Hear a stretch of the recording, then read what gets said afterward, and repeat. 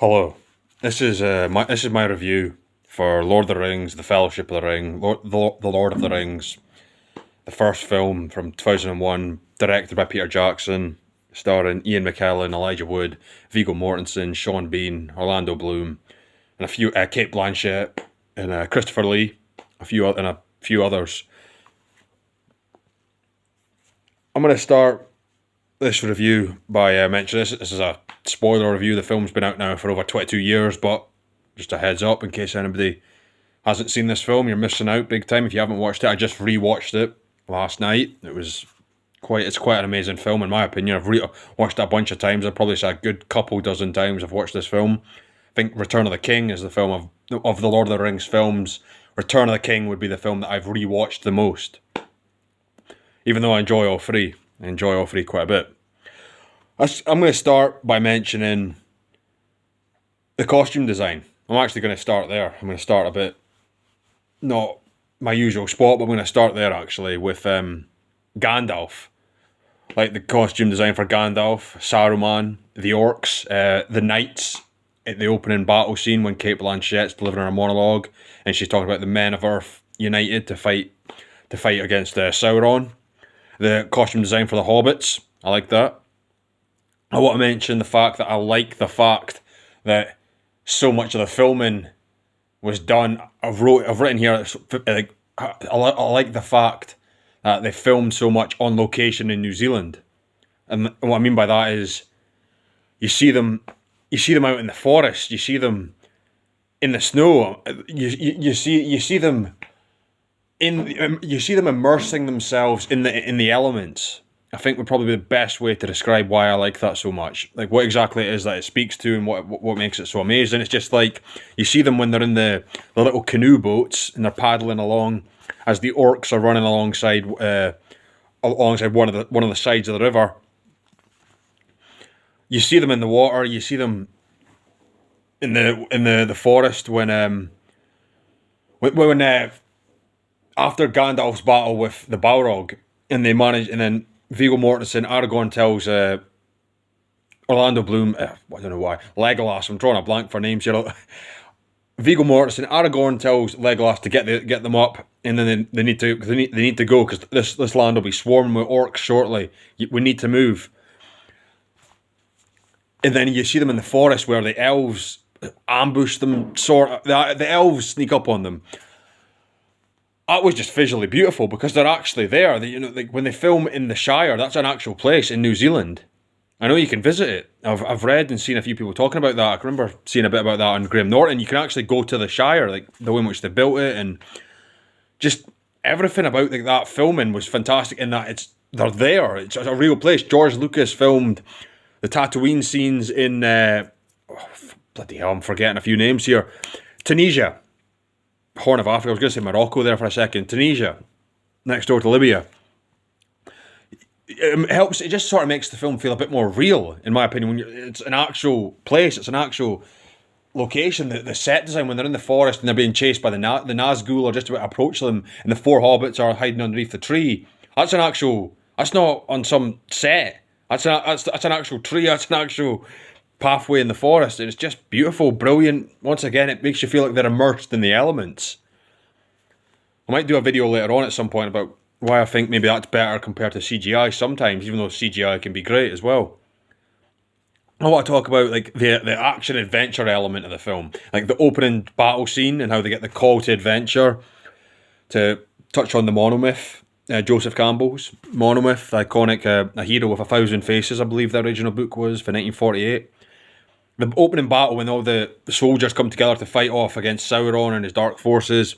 The Nazgul chase when they're in the prancing pony, I do believe, the pub. And then you see Aragorn with Frodo and then the other hobbits. And then they stage that little like mock, that assassination attempt where they stab the beds and they manage to outthink the Nazgul. And it keeps the flow of the film, like the rhythm in the film flowing. The adventure element, it's a feeling like somebody's constantly on their tail, if you know what I'm trying to say. I like that. I like the scenes with Gandalf talking to Saruman, or when Gandalf's fighting Saruman. I thought that was fantastic. We of course see Frodo being rescued by the she-elf, That's not long after Frodo gets stabbed. I want to mention, I've already mentioned the actors, the score by Howard Shore. That was fantastic. He was the composer. He did a great job, and I think that was brilliant. Right, now I'm going to talk a little about some iconic scenes. You know, it's Bilbo's birthday party when the Merry and Pippin put the giant firework in the ground, and it explodes in the air, and a dragon comes down. That was kind of cool. That was really cool. The meeting scene when they're talking about what should be done with the One Ring, and Hugo Weaving, I think his name is. He was in Captain America: The First Avenger, and he was in the Matrix trilogy. Hugo Weaving, I think. He says, "Bring the ring forward, Frodo," and then there's like Boromir starts talking about how this is a gift, and then Legolas tells Boromir, you know, Aragorn is no mere ranger, that's Isildur's heir. And then Gimli picks up his axe, he tries to destroy it, and then the big argument happens, and the ring is just like sort of like speaking to Frodo a little bit, and the brilliance of that scene, in my opinion, is just that the ring just being in the presence of the ring can have a corrupting influence. That was just filmed brilliantly by Peter Jackson. I really like that scene. And Frodo volunteers that he'll take the ring to Mordor, and then the Fellowship comes together. Boromir, Gimli, Legolas, Gandalf, the other hobbits. You've got the gang. You've got all of them coming together, and then they go on their quest. And then Merry or Pippin always kind of get their names a little bit mixed up. But one of them says, "Oh, where are we going?" And then he says something as well about like how you'll need people of intelligence on this quest. And then I think Merry says to Pippin, "Oh, that rules you out then." That was just a nice added bit of humour, placed well by Peter Jackson. I haven't read the books, embarrassingly. I haven't read the Lord of the Rings trilogy books. It's on my to-do list, quite far down. I've got a few other books I'm wanting to get to, but they're hopefully books I will get to at some point. I want to talk about the chemistry and brotherhood that the Fellowship had, which I thought was fantastic. I want to mention the shot when like the 9 of them walk. You see like Gandalf, and then at the end it's either Aragorn or Boromir at the end, and they're all passing through like, I think 2 like rock pillars, and it's just the camera just holds, and you see all 9 of them walk by. That was brilliant, and the score there was fantastic by Howard Shore. That was a great scene, great moment in the film when you see them all there, just before Saruman sends out all the crows to try and find them, and then they all duck and hide. It's the scene that precedes that scene. I've mentioned Gandalf and the Balrog. What else? The trekking in the snow when Boromir gets temporarily corrupted by the ring, and he has that great line when he says, "It's interesting how all our fates and everything we're doing," something along these lines. He says, "All our fate and everything that's happening, we're suffering so much for so small a thing, and the ring is like being pulled to the left, pulled to the right." And if I'm correct in my reading, if I remember correctly, if my memory serves me correctly, that was because in the scene when they're filming up close with Boromir and the ring, just off the side of the camera, there were magnets pulling it to the right and magnets pulling it to the left to make the ring look more mystical, make it seem like it's got a presence, it's got a supernatural element to it, which was fantastic. Bilbo's here's another moment where somebody's corrupted by the ring. Bilbo's dark side moment with Frodo. That scared me when I was a kid. That was a great scene. Just everything about that was brilliant when he gives the Mithril vest to Frodo. That was, you know, he gives it a gift and then he wants to see the ring and he tries to grab it and then his eyes go like a darkness around them. That was pretty cool.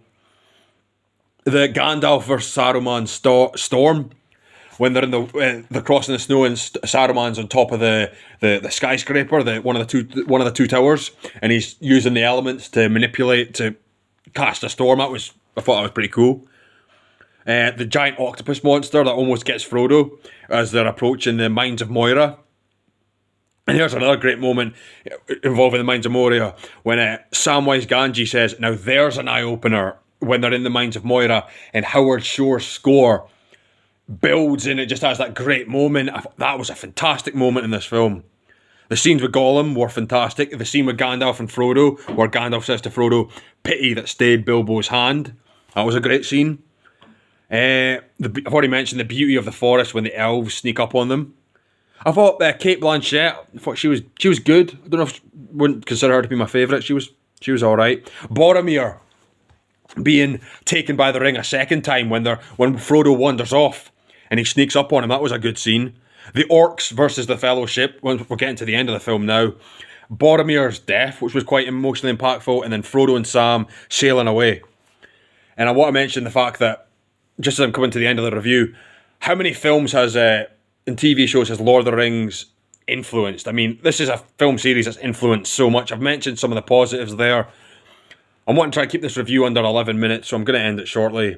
You could say that this is the last thing I'll say, that the One Ring is a metaphor for like power, and the old saying goes, power corrupts and absolute power corrupts absolutely. I think that's maybe, and then of course the scene on the river with the boats in Boromir's funeral when his boat sails away and it falls off the cliff. I'm going to end it by saying, I've mentioned a bunch of positives, I could maybe do another review on this. I'm going to say, final word is, great film, excellent film, phenomenal film. Thanks for watching.